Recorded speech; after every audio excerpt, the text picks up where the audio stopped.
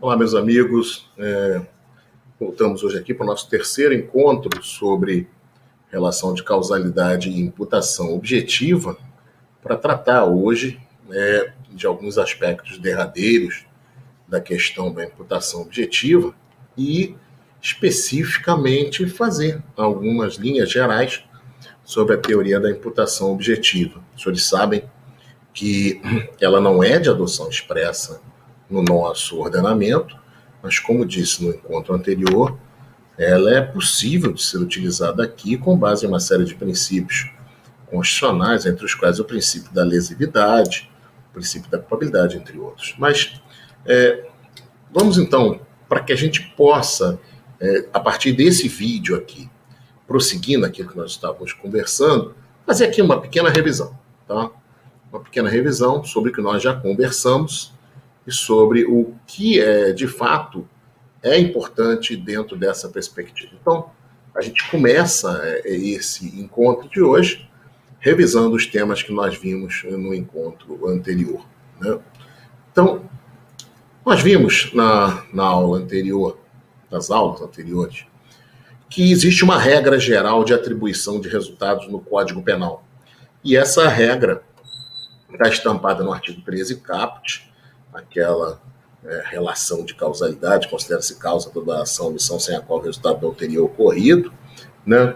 Então, ou seja, que nós adotamos ali a teoria da conditio sine qua non, ou teoria da equivalência dos antecedentes causais. Em outras palavras, o que nós dissemos nos encontros anteriores foi que, dentro dessa sistemática do código, tudo aquilo que concorre para um resultado sob o ponto de vista causal, eu disse para vocês que esse resultado era tomado sob uma perspectiva causal, oriunda da dogmática do pensamento causalista, né? Tudo que contribuía para o resultado era tomado como causa. Cheguei a fazer até um pequeno trocadilho, que na verdade representa essa ideia de que a causa da causa também é causa do que foi causado, né? Em seguida, nós trabalhamos com um problema que era o seguinte: não é toda a causalidade que interessa ao direito penal. E nem é uma causalidade sem tomar em conta o processo físico que levou ao resultado. Dei para vocês aquele exemplo de dois atiradores que, sem vínculo entre eles, atiram, acertando a cabeça e o coração da vítima, matando a vítima no mesmo instante. Eu disse, se você tirar o tiro do coração, ele continua morrendo, o resultado de morte continua acontecendo. E se você tirar o tiro da cabeça, o resultado de morte continua acontecendo. Então, disse a vocês que, na verdade, esse é um exemplo do IECHEC e que o que importava era perguntar a causalidade decorrente da conduta do sujeito. Então, quando você perguntava da morte com tiro na cabeça, você afirmava que, na verdade, aquela morte, quando você retira a conduta do sujeito, não aparece mais. Em outras palavras, ele pode morrer, mas ele vai morrer de um outro modo. Então, disse a vocês que a causalidade que era importante para o direito penal era a causalidade concreta, tá? Além disso, nós trabalhamos com o problema de essa conditio sine qua non levar a uma causalidade infinita, ou seja, nós saímos imputando ao fabricante da arma, ao pai do homicida, e a uma série de pessoas que aparentemente não têm vínculo com aquele curso causal. Ok, o que nós fizemos então? Dissemos então que, na verdade, o relevante é a causalidade a partir de uma perspectiva subjetiva. É a causalidade permeada com a ideia do princípio da culpabilidade que repele a responsabilidade penal objetiva. Em outras palavras, somente a causalidade permeada pelo dolo ou pela culpa tem relevância para o direito penal. Okay? Prosseguimos examinando a nossa legislação e falamos que existe no parágrafo 1º do artigo 13 uma limitação à atribuição de resultados. Está lá dizendo que você, quando uma causa superveniente, relativamente independente, por si só produzir o resultado, você deixa de imputar. Então, nós discutimos ali, nesse artigo 13, parágrafo 1º, nós poderíamos vislumbrar o que chamamos de concausas, ou seja, uma concorrência de causas para a produção do resultado. Porque quando eu tenho uma causa simples e direta, é muito fácil. Eu pego, o sujeito aparece, dá um tiro e mato o outro. Não tem dúvida de que é o tiro desse sujeito que matou o outro. O cara colocou veneno na comida, o outro comeu, ok, matou, né? Então, sem problemas, essa causalidade é uma causalidade direta. Não tem qualquer outra concorrência de causas para problematizar a questão. Mas, vejam como esses temas que a gente vai tratando são importantes. Recentemente, nós tivemos uma questão envolvendo, segundo o laudo pericial, um acidente envolvendo um determinado MC aqui no Rio de Janeiro, na Barra da Tijuca. Ele caiu do 5º andar, salvo engano, do parapeito lá do quarto onde ele estava com alguns amigos e teria ido se encontrar com uma moça. E surgiu inicialmente uma discussão se alguém teria batido na porta e ele, acreditando que seria a esposa, ele teria corrido para a varanda, para ali, para aquela parte da varanda, para o parapeito, tentado passar para o apartamento de baixo, apenas para escapar daquela situação constrangedora que seria da esposa flagrar ali. Veja como isso toca na questão da relação de causalidade. Vamos imaginar, hipoteticamente, que qualquer pessoa bateu. Foi um garçom que bateu para entregar a bebida, foi um amigo que bateu de brincadeira, fingindo que era a mulher do sujeito. Mas vamos pensar apenas sob o ponto de vista físico-causal. Eu tenho uma causalidade que começa ali com o bater na porta e tem um comportamento dele que acaba desaguando no resultado morte. Veja que, sob o ponto de vista do artigo 13, se você retirar aquele comportamento de bater na porta, ele deixa de tentar sair, consequentemente deixa de morrer. Então, a causalidade física nos leva a esse tipo de problema. É evidente que se não houver dolo ou culpa ali naquele comportamento, e muito provavelmente não há, né? Não há nem previsibilidade quanto àquela questão, mas isso é um tema para ser discutido quando a gente for tratar de crime culposo, nós não temos como fazer uma atribuição de resultado, porque evidentemente não tem como você vincular, ainda que sob o ponto de vista físico-causal, você consiga ver que a batida na porta foi o que redundou naquele resultado morte. Tá? Então, ou seja, sob o aspecto da limitação subjetiva, você teria afastado, e por isso o laudo da perícia veio dizendo que houve ali um acidente, ou seja, ele resolveu descer por desespero, sei lá o quê, e acabou vindo a falecer. Tá? Então eu disse a vocês que existem concausas, que essas concausas suscitam discussões para a gente. E eu falei para vocês ainda o seguinte, olha, essas concausas podem ser absolutamente independentes ou relativamente independentes. E ainda falei assim, as absolutamente independentes não geram nenhum problema, porque elas criam cursos causais que são completamente autônomos e o que chegar primeiro no resultado é a causa daquele resultado. O que não chegou não vai ser considerado causa. Isso quer dizer que o sujeito que foi responsável por esse curso causal aqui, que não chegou ao resultado, vai ficar sem responsabilidade? Não, ele pode responder eventualmente, se o comportamento for doloso, por uma tentativa. Então, em tese, eu posso pensar em tentativa ainda num caso como esse. Mas o que eu chamei a atenção foi causas absolutamente independentes, não importa o momento que elas aconteceram. Se é antecedente, se é concomitante, se é superveniente, não faz diferença. Elas se resolvem perguntando qual foi a causa que chegou ao resultado. Bom, só essa pode ser imputada no âmbito da apreciação da relação de causalidade. Ok? As causas relativamente independentes são aquelas que geram problema que a gente vai ver agora. Tá? Então, conversamos sobre isso. Disse a vocês que havia uma discussão em torno do artigo 13, parágrafo 1º. Disse que se ali estaria adotada a teoria da causalidade adequada, de von Kris, que diz que, na verdade, causa para fins penais não é simplesmente o antecedente físico causal que leva ao resultado, mas é o antecedente necessário e adequado para a produção de um resultado. E disse a vocês ainda que o STJ tem um acórdão da 6ª turma que sustenta que o artigo 13, parágrafo 1º, teria adotado essa teoria. Disse que, em paralelo a essa teoria, existe uma outra teoria que tentava tratar do problema também da atribuição de resultados no âmbito penal. A teoria da relevância jurídica de Messier, que diz que, na verdade, causa não é propriamente uma vinculação física entre uma coisa e outra, entre uma conduta e um resultado. Na verdade, causa é aquilo que se apresenta sob o aspecto jurídico, ou seja, conforme critérios jurídicos, como o mais relevante para a produção de um resultado. E arrematei dizendo que o professor Fernando Galvão sustenta que o que nós temos no artigo 13, parágrafo 1º, é um mero corretivo da relação de causalidade física. Portanto, não é a adoção da teoria da causalidade adequada, segundo ele. Por quê? Porque a causalidade adequada parte de critérios a priorísticos. Ela define critérios ex ante, ou seja, anteriores ao fato, e você, na hora de aplicar no fato, você só vê qual é o critério que é mais adequado. Então, o tiro mata mais que a facada, que mata mais que o veneno, que mata mais que a paulada, que mata mais que o soco. Você teria ali já uma pré-definição do que são causas adequadas, e você apenas encaixaria o caso concreto naquelas situações e definiria. Então, ele diz que é uma perspectiva ex ante.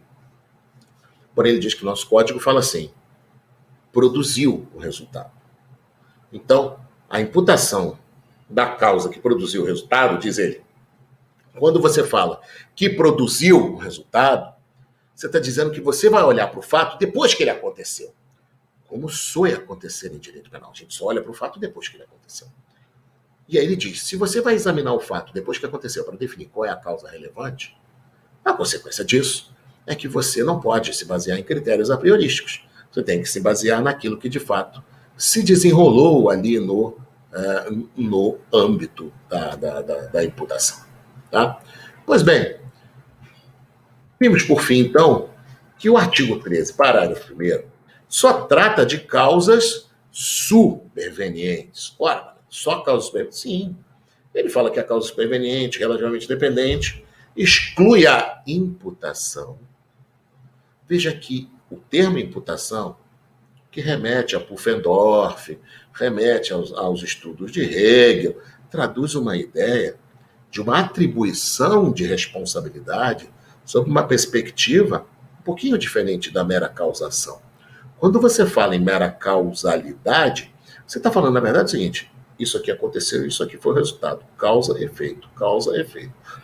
Quando você fala em imputação, você está dizendo que você não vai atribuir um resultado, mas você não está dizendo que rompeu a relação de causalidade. Embora o Von Kries pensava que fosse assim que acontecesse. Vamos ao exemplo clássico que a gente tem na faculdade, na graduação, ou mesmo quando a gente está se preparando, ou lendo livros, se preparando para o concurso. Eu dou um tiro no sujeito, a ambulância vem e socorre o sujeito, no caminho para o hospital, a ambulância capota e ele morre de traumatismo craniano. Vejam, eu posso dizer que se eu apagar a minha conduta de dar o tiro, ele não entra na ambulância e, consequentemente, não morre lá no acidente? Posso. Então, o Fernando Galvão chama atenção para isso, para dizer o seguinte: olha, a relação de causalidade física, quando você examina essas situações do artigo 13, ela continua existindo. Porque se você tirar o tiro que foi dado, o sujeito não vai para a ambulância. E se não vai para a ambulância, ele não morre no acidente. Mas o que ocorre ali, e é isso que vocês têm que perceber, é que quando o legislador fala que por si só produziu o resultado, ele, na verdade, está sinalizando para você que aquela causa ali que surgiu depois foi de tal ordem decisiva que ela meio que deu uma rompida no aspecto jurídico daquele vínculo que existia entre o resultado e a causa inicial que eu apreciava. Por isso a expressão por si só pode parecer estranho, causa superveniente que por si só. Ora, diabos, causa superveniente, ok, que vem depois, mas relativamente independente e por si só. Você fala, mas se relativamente é que senão que interage, não é isso? Então vejam, o nosso problema está aqui. As causas supervenientes podem produzir o resultado por si só, é o acidente na ambulância. É o incêndio no hospital. Você dá um tiro, você quer matar o cara com um tiro. É o incêndio no hospital. São coisas que produzem o resultado de um modo de tal ordem diverso daquela causalidade inicial que não podem mais ser imputados. O resultado morte vai virar um produto jurídico do incêndio, do acidente, e não mais da ação que o sujeito praticou. Por isso, tudo perpassa pela ideia de responsabilidade subjetiva. Quando você diz que uma causa surge de tal ordem distinta em relação ao original, é porque isso acaba não passando pela percepção do sujeito. Vejam, quando eu cometo um delito, tudo que deriva daquele delito me pode ser imputado na medida em que eu tenha compreensão de que aquilo pode acontecer e eu concorri para isso. Então, quando eu dou um tiro e o cara vai morrer no acidente, a causa é relativamente independente, porque ela está ligada ao que eu fiz. Existe um vínculo entre elas. Mas quando ela produz uma morte de um modo totalmente distinto do que eu fiz, isso deixa de ser imputável. Aí você vai falar assim, entendi, Paulo. Então, se a causa for superveniente, e produzir o resultado por si só, tiver aptidão para tanto, então eu imputo a morte, aquele evento danoso, àquela causa superveniente. E o cara responde pelo que sobrou, pela tentativa de homicídio, se for homicídio, ou outro delito, conforme o dolo ou a culpa do sujeito no comportamento. Agora, quando a morte não se produz por si só, o que eu quero dizer? Não se produz por si só. Quero dizer que o evento danoso não é pura e simplesmente fruto do quê? Do desvio que aconteceu ao longo daquela causalidade. Não. Ele é fruto de uma interação. Aí você vai pegar e vai tomar como exemplo uma infecção que o sujeito contrai no hospital e vem a óbito. Vou dar um exemplo agora. O sujeito toma um tiro, saudável, vai para o hospital, baleado, e no hospital acaba pegando Covid. E morre de Covid. Posso imputar essa morte a quem deu o tiro? A meu ver, no contexto que a gente está hoje de pandemia, em que a gente está cansado de ouvir que as pessoas vão para o hospital por uma causa e acabam morrendo por outra, por Covid, parece evidente que você pode, porque a morte não é por si só. Tem uma interação. O quadro clínico provocado pelo sujeito, decorrente do tiro, suscita aquela maior debilidade e, portanto, coloca em um ambiente hospitalar onde há uma contaminação maior. O exemplo clássico é a infecção generalizada. Então, eu dou o tiro, a pessoa vai para o hospital e morre de infecção generalizada. Ora, meus amigos, quem tem um tiro, quem está alvejado por um tiro, tem uma maior probabilidade de contrair uma infecção hospitalar, pela própria situação física em que ele se encontra.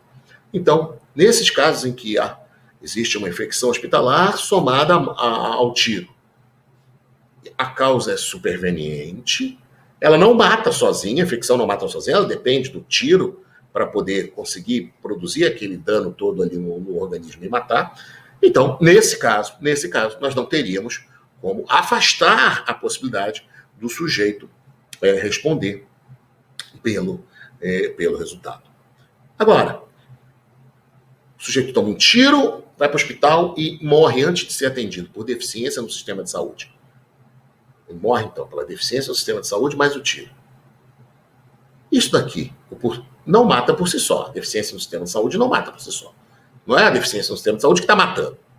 É o fato de ele ter tomado um tiro, ido para lá e morrido lá por conta de não ter sido atendido a tempo. Pois bem, quando você começa a trabalhar com essas causas assim, que são um pouco diferentes, você começa a se perguntar o seguinte: isso aqui é um desdobramento normal? Por que a gente fala de desdobramento normal?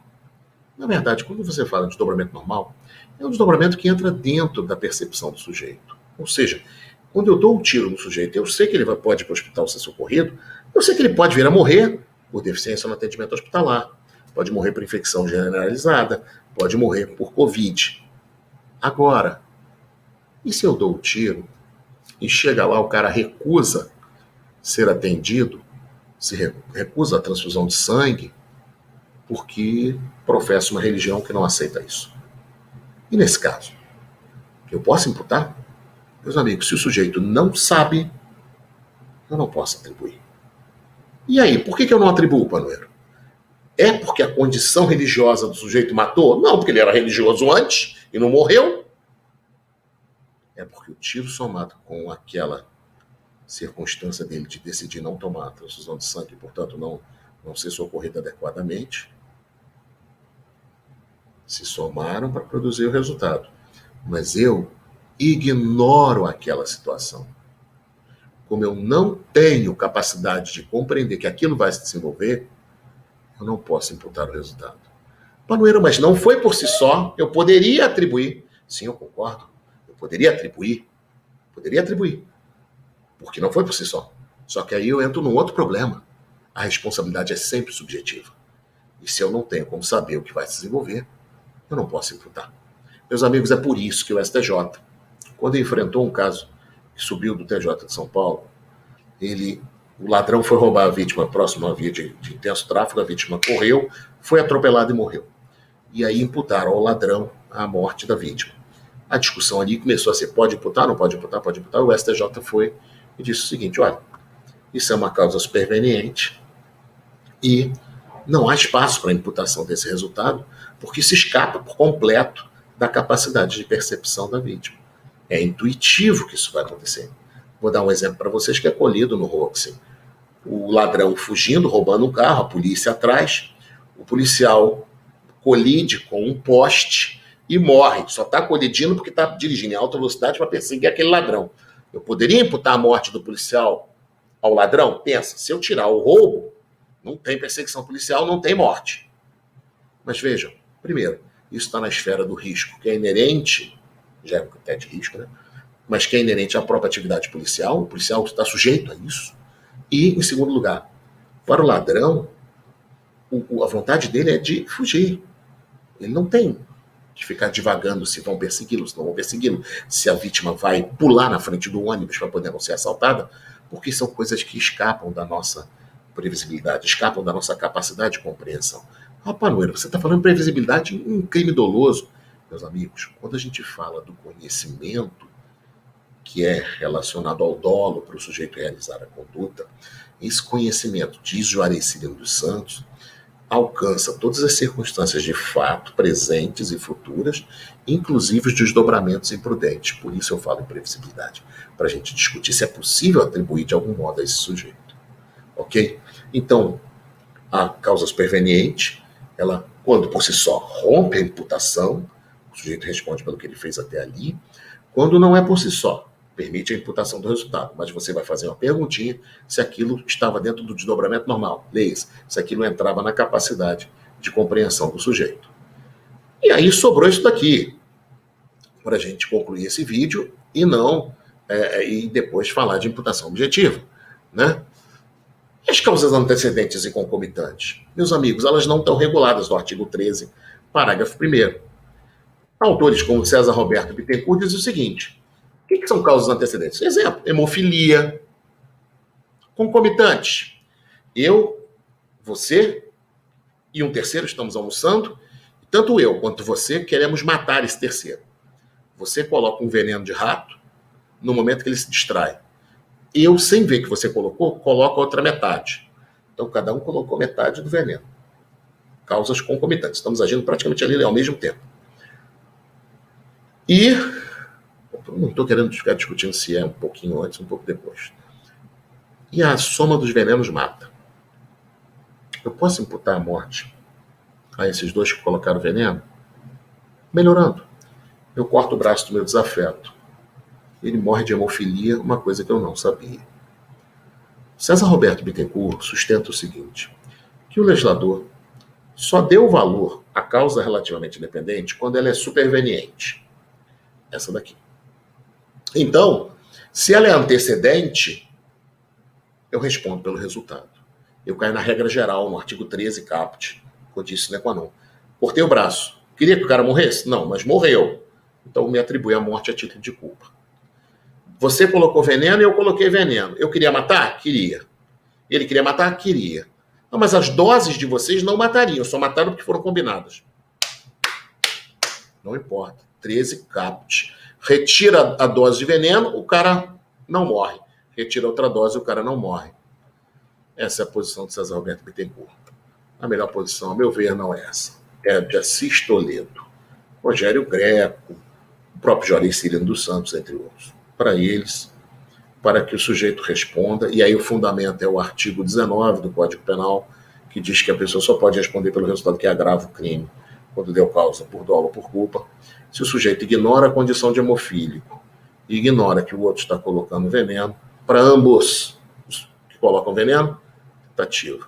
E para aquele que tinha dolo de lesão e ignorava a condição de hemofilia, em absoluto, a gente não pode responsabilizar a pessoa. Então, meus amigos, com isso nós concluímos a parte de relação de causalidade e vamos, no nosso próximo encontro, tratar da questão da imputação objetiva. Ok? Muito obrigado e até o nosso próximo encontro.